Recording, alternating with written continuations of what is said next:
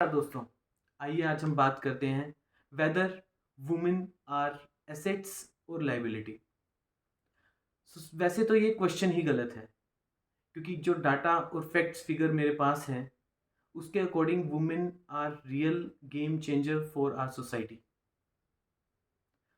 अभी एक recently McKenzie नाम से कंपनी है जिन्होंने एक रिसर्च किया था and they have provided the data कि अगर इंडिया में वुमेन को इक्वल अपॉर्चुनिटी मिले मेन से तो our India GDP can go up to $770 billion by 2025 itself. And same data world bank ने भी दिया है कि अगर इंडिया में इक्वल अपॉर्चुनिटी मिले वुमेन को भी तो our GDP can grow at a rate of 9%। और इंटरनेशनल डाटा भी अगर हम देखें जहाँ पे वर्क फोर्स में पार्टिसिपेशन वुमेन का हम देखें वो सिर्फ 32% है, जो कि बिल्कुल लॉजिकल नहीं है despite of being 48% of the population. और वुमेन का जीडीपी में कंट्रीब्यूशन भी ओनली 18% है और वो हमारे पॉपुलेशन के 48% है, वो भी जस्टिफाइड नहीं है। अब अगर हम बात करें कि अगर कोई कंपनी जेंडर डाइवर्सिटी के ऊपर काम करती है तो उसके बेनिफिट्स उसको क्या मिलते हैं, तो वो company as per the data compare to their peer group 25% more profitable रहते हैं और वहाँ पे जो डिसीजन मेकिंग है वो भी फास्टर रहती है 20%। और अगर हम इनोवेशन की बात करें तो वो कंपनी में इनोवेशन 70% ज़्यादा रहता है। और ऐसी एक कंपनी का एग्जांपल मेरे पास खुद है जो कमिंस प्राइवेट लिमिटेड, जहाँ पे जेंडर डाइवर्सिफिकेशन 50% से भी ज़्यादा है। और इन सब चीज़ों को जस्टिफाई करने के लिए कुछ मिसकंसेप्शंस फैलाए जाते हैं वुमेन्स को लेकर कि if you are working in a, अगर आप जेंडर डाइवर्सिफिकेशन को सपोर्ट करते हैं तो आपकी कंपनी में कैश फ्लो ज़्यादा होगा, लेकिन ये बिल्कुल मिसकंसेप्शन है। मैं आपको डाटा बताता हूँ कि जो कंपनी में जेंडर डाइवर्सिफिकेशन के ऊपर पॉलिसी के ऊपर काम किया जाता है उसका ROI 63% बेटर है कंपेयर टू अदर कंपनीज। और उस कंपनी में स्टाफ रिटेंशन 60% तक ज़्यादा है। और अगर स्टाफ रिटेंशन अगर 60% ज़्यादा है तो सोचिए उनकी ट्रेनिंग कॉस्ट कितनी कम होगी।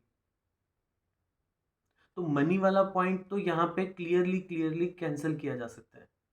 और दूसरा आर्ग्यूमेंट दिया जाता है कि फैमिली, कि वो अपनी फैमिली को टाइम नहीं दे पाती।